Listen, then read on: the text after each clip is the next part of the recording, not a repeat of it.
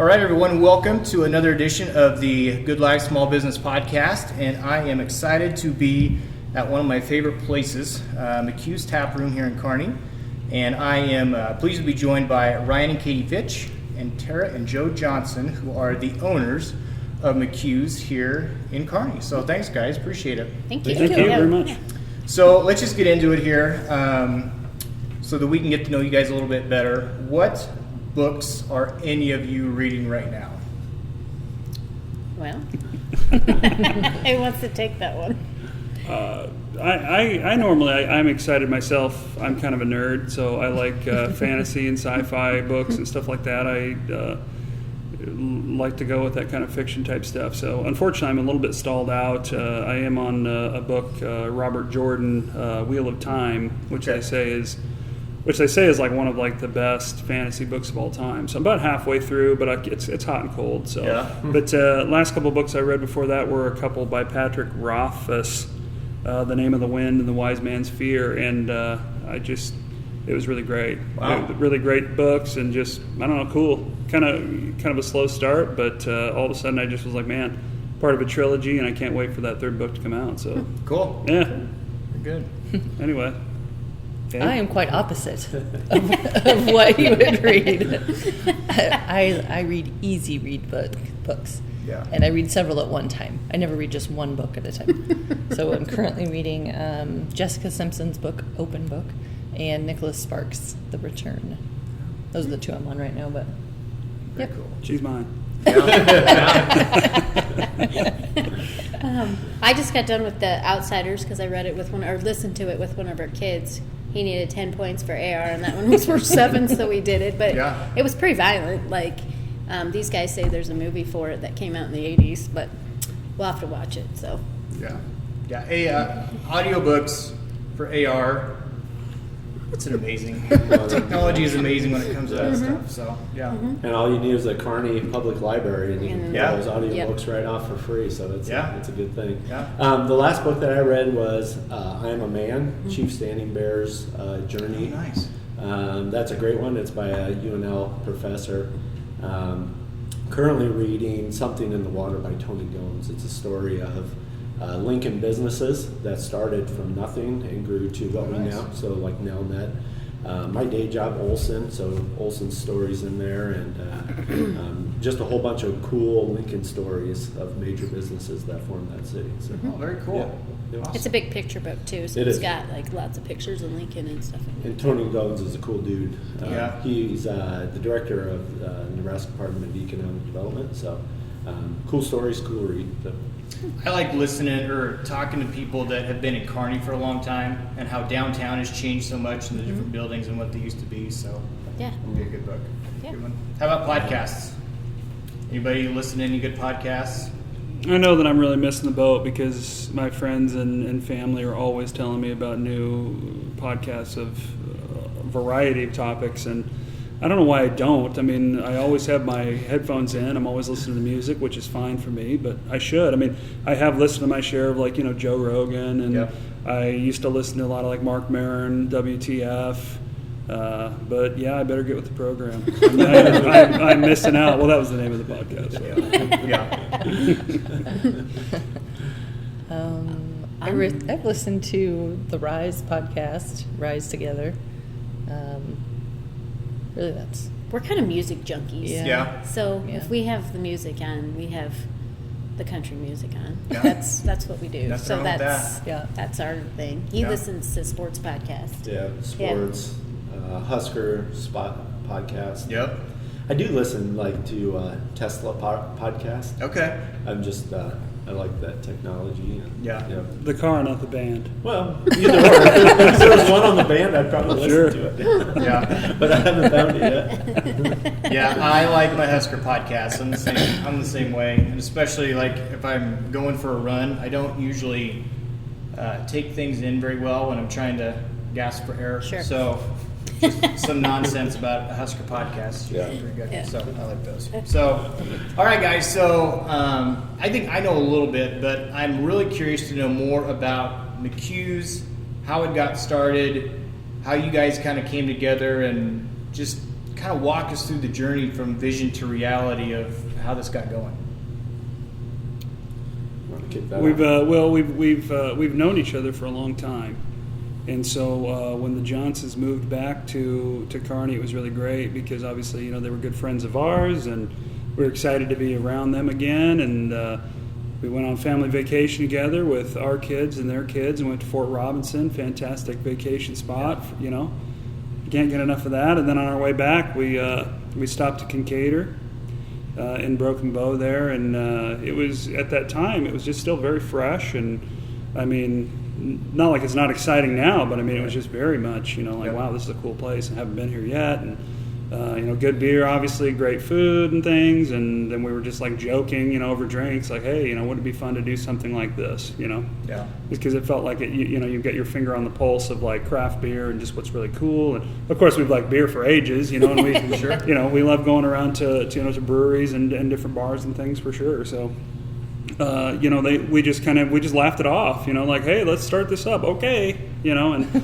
We basically went home, and I think Kate and I just kind of moved on, and like, Tara and Joe were really busy digging into what it would take to do all of that, Yeah. And very motivated and moving forward, and they dug into all that, and they're very good at those types of things, I don't know if that's necessarily us, as far as the actual, what does it take, like licenses and, things like that. And so they had us out to the house for drinks, and they started laying it all out for us, and with every time we got together, it just started getting more and more kind of cemented, maybe kind of real. Mm-hmm. And I don't know, then things just started to really pick up steam, as far as we had a love for old buildings, I think, and we'd spent a lot of time like in the downtown of, like Omaha and other places like that. And, some of those buildings are gone, and now they're replaced with brand new buildings, which are a lot of, concrete and steel and glass and stuff, but they're just, I feel like they're lacking in just a lot of,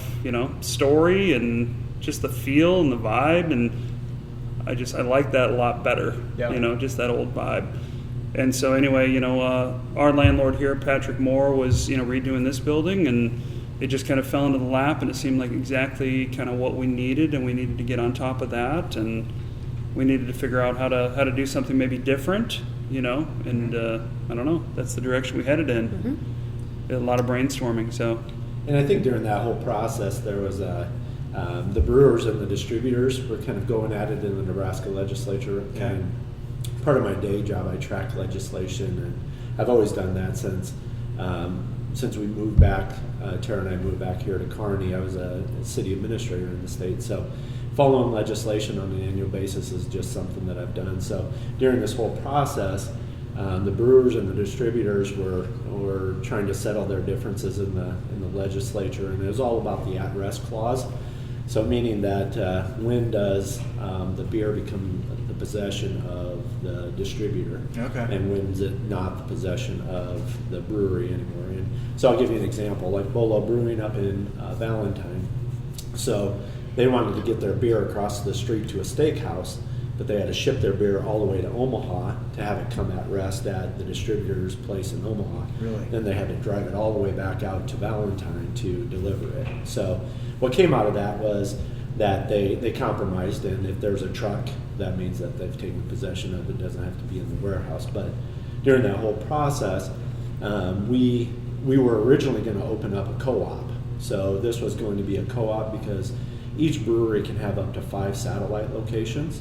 Okay. So we were going to physically make 5 taps. So we're going to contract with 5 different breweries, and they own 5 taps. We just own and operate the space.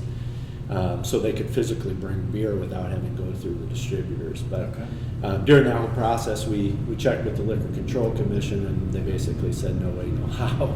So and they to have a liquor license is a privilege. It's not a guarantee. So we just decided, and I think one day we were sitting around the table, and when we were having this conversation, and I think it was Ryan said, "Well, we're all in Nebraska all the time then." And so that's when we went 30 taps, and it included wine and distilled spirits, and we just became an all Nebraska all the time venue. So I think we knew when we were going to open another like tap room bar in Kearney that we had to be different. Yeah. We couldn't be the same old thing that was going around in every corner down here. So we went with the all Nebraska products.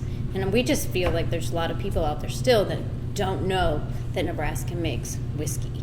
So it's just been a lot of education and that type of stuff for people. Yeah, absolutely.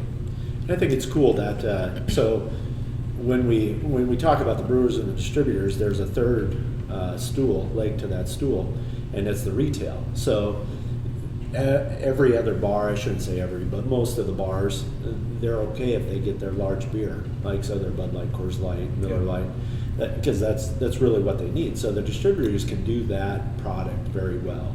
But what we hope to accomplish here is that we're that third stool, or that third leg to that stool, because now we are directly impacted when the distributor can't get Nebraska products and bring it directly to us. Sure. Like they can do with Bud Light, Coors Light, whatever. Right. So at some point in the near future, we'll assert ourselves in that arena and say, hey, we're all Nebraska all the time. We support the local economy. Now you got to help us out and businesses like us out. Sure. And represent us, just not Big Beer or the distributors. So. Yeah, absolutely. So I'm curious, talk about the name a little bit. Did you guys have different names for what you wanted the bar to be, or I know McCues has been in Kearney for a while, if I understand it right. So just tell that story a little bit. Yeah, I mean, this has been here for a long time. I mean, way before we were ever around here. So people here, they really know McCues' name. And so, yeah, we got together and we brainstormed out all kinds of crazy names and weird things, and, met with, mixed reviews, what are you going to stick with forever? And then we were like, well, all of a sudden it was kind of like, well, why even mess with it? If you can get it, keep it, because that's exactly what we were talking about. Sure. It's like, don't let that history go, so, but I don't know, it's like weird. It's like right in front of your face, but you don't see it, so. Yeah, it was kind of like a light bulb went off. We went around and around, and we'll call it McCues. Some of those things that did come up, they were simple, but it was just like a moment of like clarity, I guess, or something. I don't know. So the family of the McCues was very excited that we kept the name. Yeah. I think each of the siblings have been in contact with us, and we've sent them T-shirts and that type of thing. So they were really excited that the name was going to continue in town. So it was a grocery store, right? Yeah. Mm-hmm. Yeah, a lot of things. Feed store and like Tractor Supply place. Back in the day, way back in the day, it was a beer warehouse. Really? Pre-Prohibition or during Prohibition, Krug warehouse. So it's good to have that stuff back in here. Yeah. Very cool. Yeah. So what's your favorite part of being a small business owner? Drinking right from the tap. I think it's probably you get to set your own schedule. You get to make the decisions on how things are going to run and how things happen around here. The other thing that's cool is our kids are like so proud. Like they get to go places and be like, my mom and dad own whatever. So that part's cool for me. So. Yeah. Which has been a change though, because our kids hated us at one point for this. Yes. Because of the amount of time we had to spend on it. So Yeah. I think from the time we just started construction to the end, it was probably 4 months. So we did not mess around at all. So once we got the place rented, it was like, we have to get this done because we have to start making money. Yeah. Because we didn't, it's hard to get a business loan when you don't have sales so you can't. It's hard. That's just a tough part of it. Sure. Right. Which renovating a building and starting a business from scratch is doing it at the exact same time was really stressful, to say the least. So did you guys do everything in here as far as the renovation? Yeah. I would say 95% of it. Yeah. Mm-hmm. We came in here as 4 walls and a couple stubbed out bathrooms, and that was about it. That's about it. Yep. it was dingy, dark. Yeah, it's come a long way. Yeah. Very cool. Very cool. So is it what you thought it would be? I think it's probably more. Yeah, I think it's better than our original Yeah. thought on it. I mean, we met with a beer distributor for the first time, and all of a sudden we were like, we almost went with, I think, more taps than we have, which thank goodness we didn't, but we were like, we knew Nebraska had a lot of beer, but we weren't real certain we were going to be able to keep 30 taps full all the time. Yeah. And then we met with the very first one, and he just kind of put our, fears to rest, because he's like, oh man, we'll have these filled 3 times over if you want, and sure enough, obviously now we really, really know, like what's out there, but you just didn't know how, level of production and what's available all the time. And so, yeah, it's, people in this industry are excited, and Yeah. they're just full of energy, and we want to be a part of that too. So. I think one of the funniest stories is the 4 of us thought we could do it all. We thought we could have our other jobs, and then I was here most of the time, and that we could work here. We didn't need staff, that we were just going to do it. So opening weekend, I think we may have had 1 staff person hired, and he was gone for something. It was just the 3 of us, and I remember the first night we went home, and we were just like, oh no.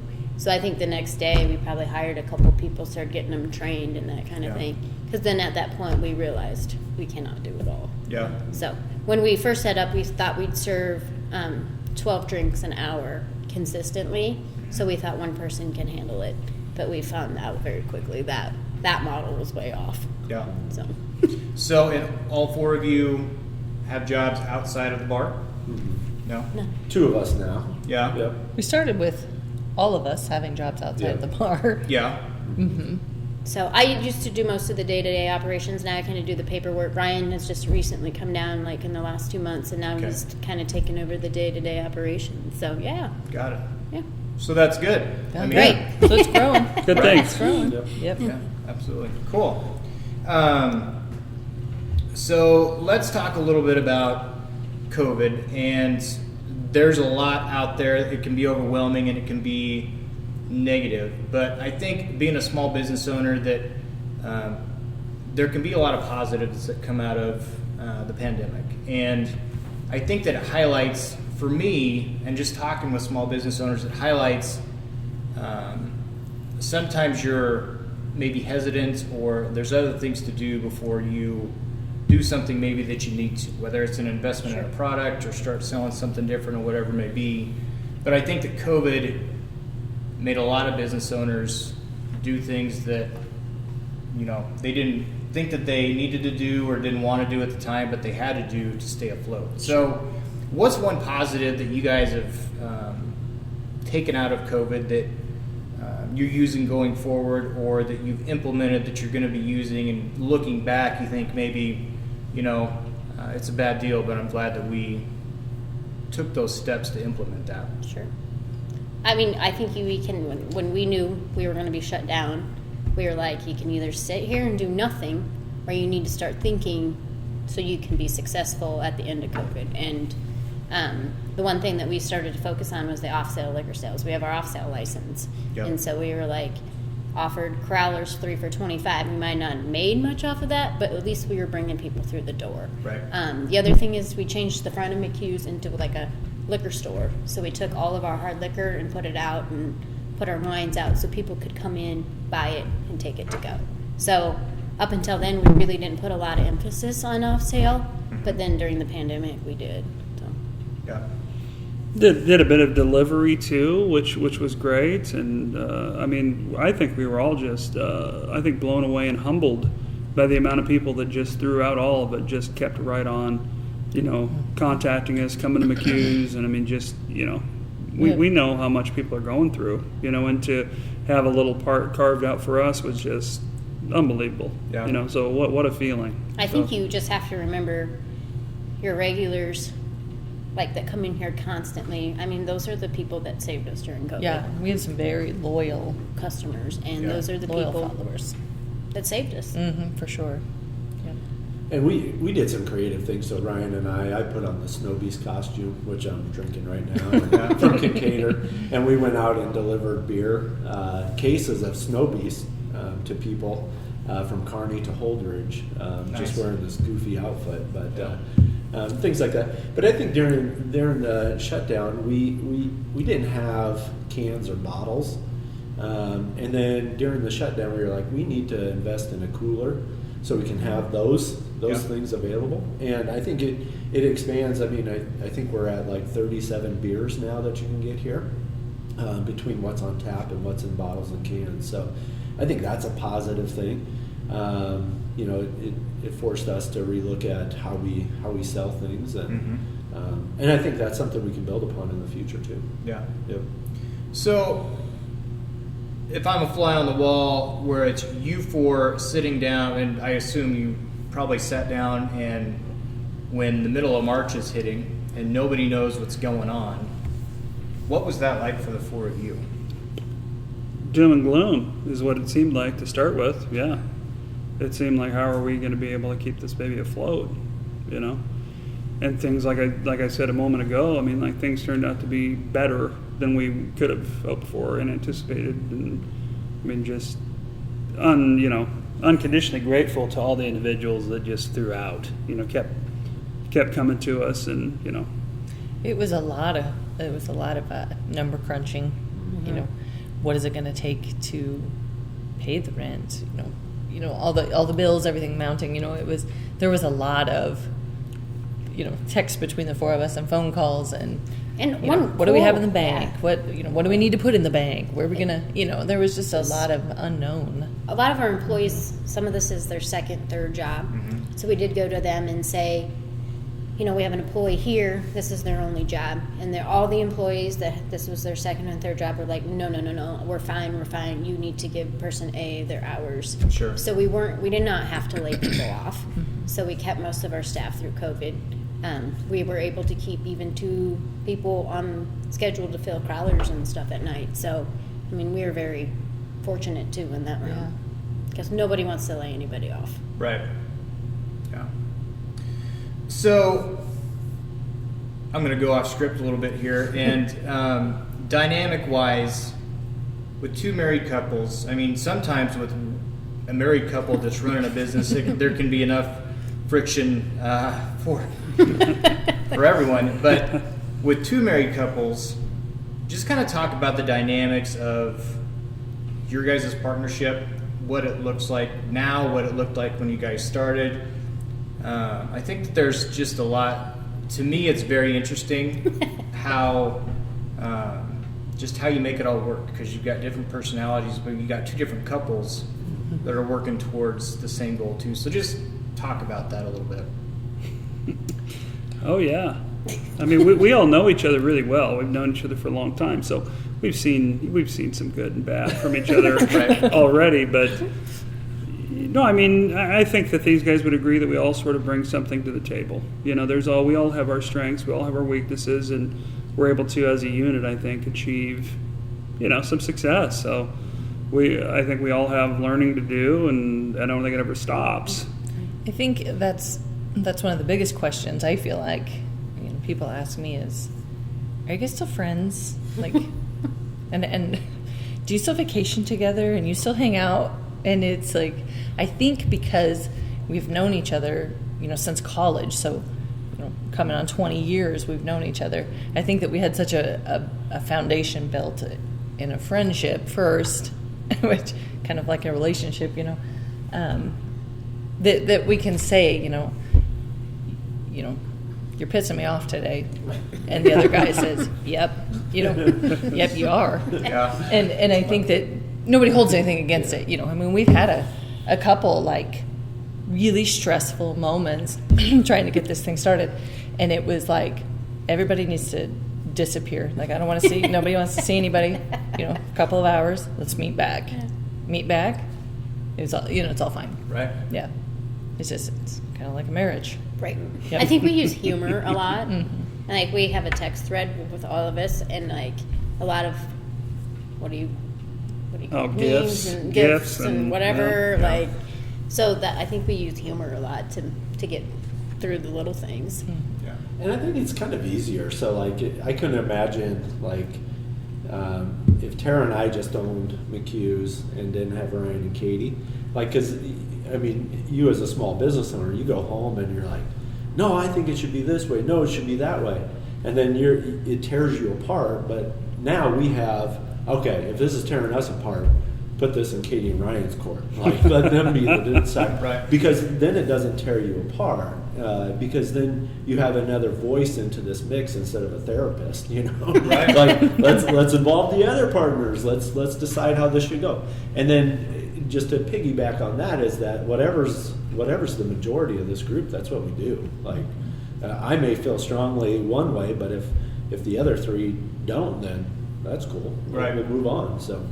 Yeah. Yeah. So I think it's better that way. I mean, having all of us here together to make. I mean, because we've made some tough decisions. Yeah. So, and it's it is what it is, and you move on. So Yeah. Yep. It's like I don't like to do social media. Like I just like it takes forever. Ryan's good at it. He likes it. Kate's good at getting the T-shirts together, all that stuff. I can handle the paperwork, and he handles the maintenance stuff. Right. So we all have our roles, and we all know what our roles are. So, and then if there's something crazy that comes up, then we kind of all get together and be like, all right, we better handle it this way. Yeah. And I think when someone makes a decision too, like we entrust that you're making the best decision with the information that you have. Right. And that's what happens. So. But communication is the key. Oh, I mean, definitely.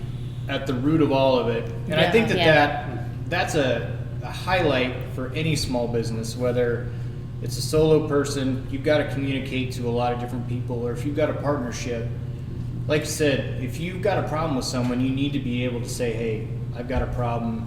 We can go away, but we've got to come back and we've got to address this, because otherwise that's when the friction starts. So, Right. yeah. And we've had a text thread amongst the four of us for Since I we don't- started. since we opened it. I mean, you probably go back. Didn't Months we, and months Didn't and we months. like crash it or something one time? Yes, 'Cause it it crashed was- my whole phone. 'cause It was such so a long big one. thread. Yeah. It's too much. I But don't it's know. it's a constant. It's a daily communication amongst the four of us that everybody's in the loop all the time. Even if I don't care, I'm just like, oh well, I saw it, so good for me. Keep scrolling through. Yeah. That's just Yeah. how it is. And I think we take that for granted. I think our foundation was built on communication. Like, I mean, we owe, like, even starting this from idea to actually rolling and saying, okay, we're going to do this. I mean, there was just a ton of communication. So I think our foundation was built on just, okay, well, we're going to, whatever. Right. Good, bad, and ugly, great. Here it is. Like that's just what we. So communication's never been like one of our detriments. I guess I think we do that extremely well. So Yeah. Did it take you time to find your roles? Yeah, Yeah. we absolutely had to come and sit down and have a meeting, and say who's got what here, So I think it was very beneficial. There was a lot of stuff in the beginning, like when we were opening, that Tara and I handled the fine details. Right. The furniture, the glassware, all the kind of details where the guys were dealing with the construction, the build out, drywall, things like things like that. And then at that point, then we had to kind of, once we were getting ready to open, we had to say, okay, now what are our roles going to be? Right. Yeah. I think we learned a lot of Drywall. lessons too in the first 2 years.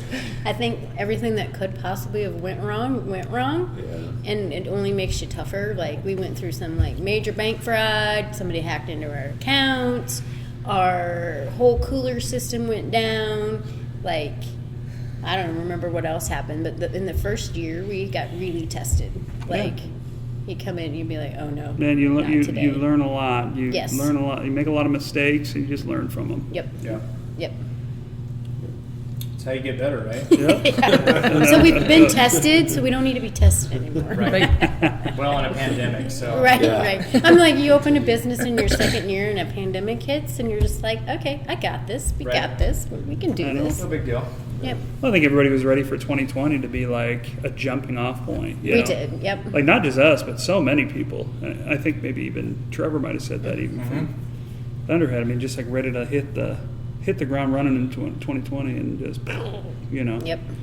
legs right out from under you. So Yeah. Yeah, that's probably one of the other cooler things is that we've met a lot of cool people. Like, like if I call Trevor right now and say, I need this, I need help, like he's helped us a lot. Like he helps us understand. So the craft beer community is very willing to step in and help you out. Yeah. And when you're doing something that they don't like, they will let you know. Yeah. Yeah.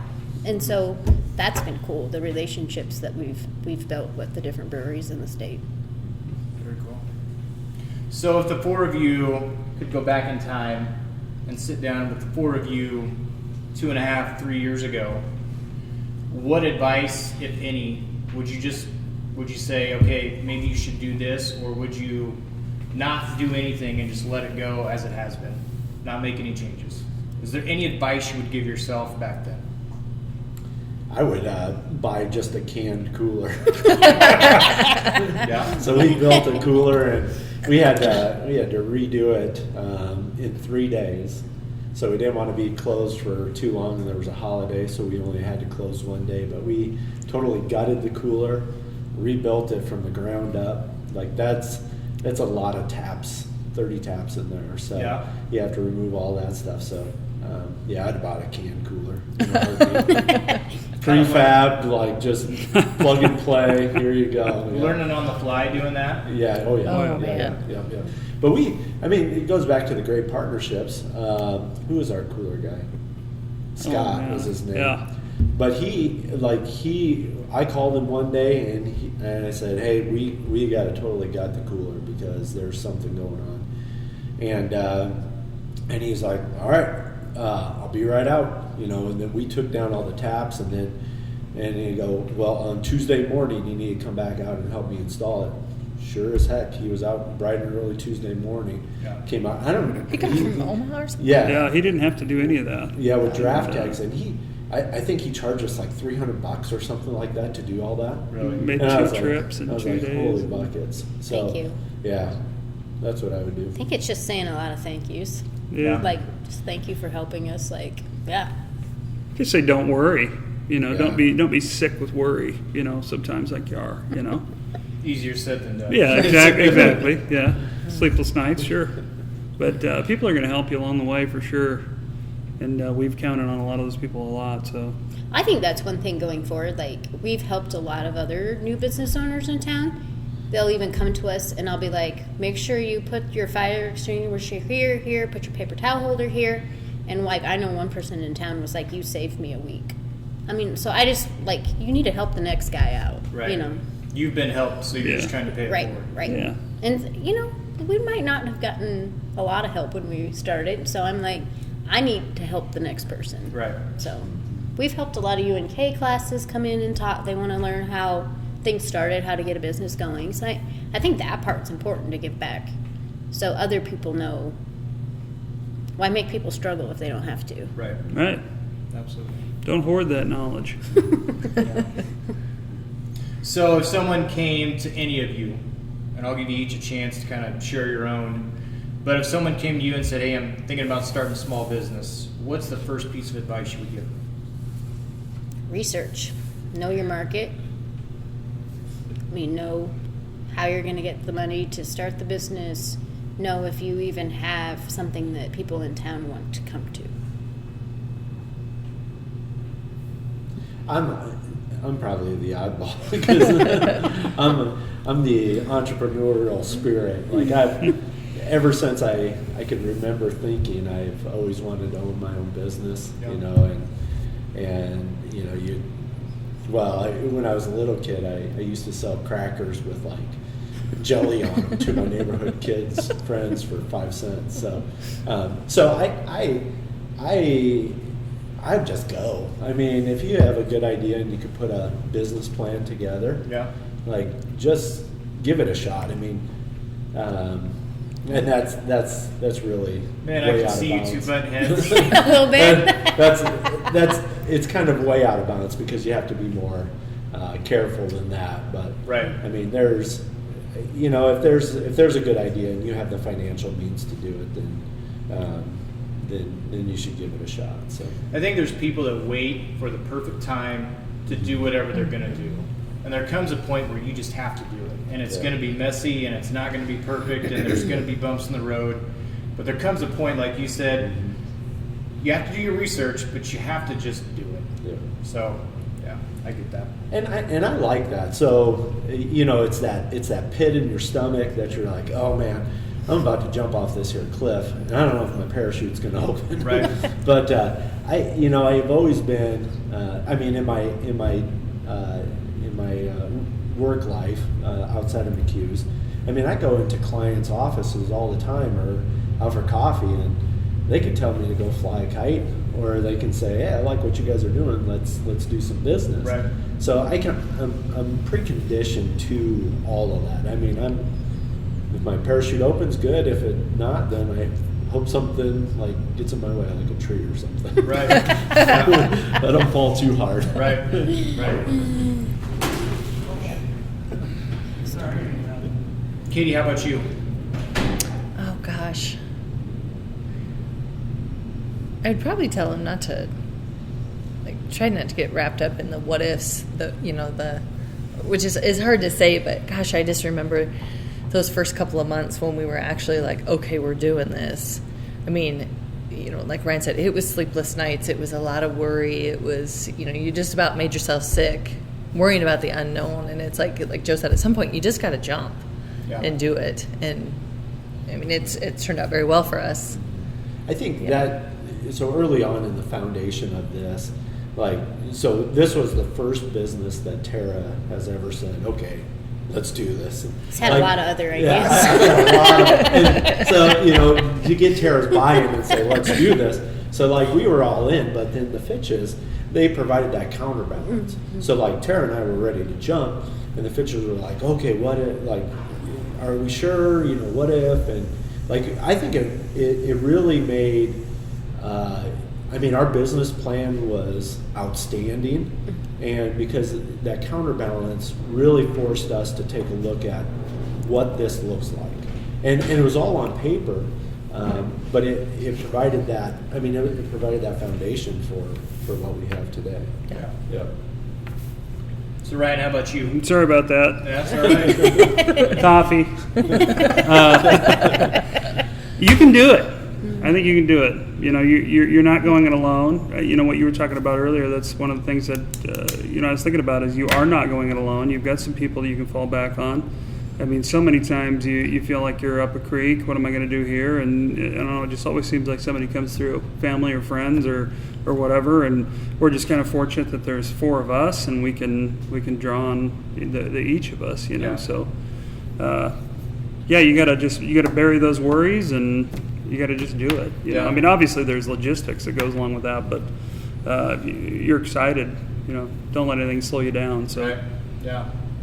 And I would add, it's so we've all, us four, we've all been passionate about craft beer and just hanging out together.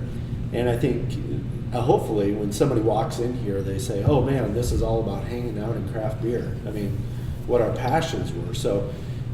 We designed this place, and the whole business model is surrounded by what we would enjoy. Right. If this was in any other community or any other state, we'd be the first ones through those doors and say, "Man, this is a cool place," and we really like the experience. We really like the Nebraska focus of this thing, and just, I think we're all passionate about it. So yeah, absolutely. Yeah.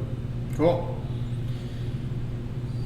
So, what do you guys have coming up? What's going on at McCues that you want to let everybody know about? Highlights? Well, people need to know we're 100% all Nebraska. I still think that there's people around here that don't really even know us, which I get. I understand how busy people get, I just want people to just know we're here. We're 100% all Nebraska, even down to the snacks that we carry. It's not just 30 taps of cold, delicious, all Nebraska-born beer. We've got tons of different stuff that's been distilled in the state. Wine, cider, all those types of things. All of our alcohols to go all the time. People bring in your food all the time. We don't have the space for that in here beyond snacks, but bring your food in whenever you want it to. Have it delivered. Nobody's going to tell you different. So, we just wanted this to be a place where, enjoy being together with conversation and maybe some snacks, and obviously to go along with the beer. But I think one days me and Ryan were here, and I was like, I think they were probably in their early 80s, And about 12 of them came in the mid-afternoon, and they all sat in here together and did flights of beer. And I was like, that is why we opened McCues. Yeah. We wanted to give that group, that population, somewhere they can go and feel comfortable. And I was like, that's what our goal was. Break out a deck of cards. And Yes, Yep. absolutely. beer. Spend some time. Yes. But part of the reason we didn't put a bunch of TVs in here too, because it can be good, but it can also be a distraction, and we just wanted people to just chill and talk, I guess. So. But you guys do a lot of different stuff. Like you do bingo, Yeah. Yeah. you do Nebraska trivia. Yep. Yeah. So that's stuff you're not getting other places. And I've heard you, Yeah. yell out the bingo numbers. I don't know. People get pretty passionate Winning about numbers bingo. only. Right. But you're so calm and smooth. All right. Even if you're a winner. So, Yeah, and you'll see more of that to come. I mean, we're always looking for new ways to grow the business, so we'll continue to explore just different avenues for growth and to make sure that we're serving our population, our clientele. So, and bringing something new to Kearney that's just different. So, Yeah. Cool. Guys, thank you so much. Thank Thank you. you. I really appreciate it. Thank you, Awesome Brian. story. And stop on into McCues. Thank you. Thanks, guys. Thanks. Thank you.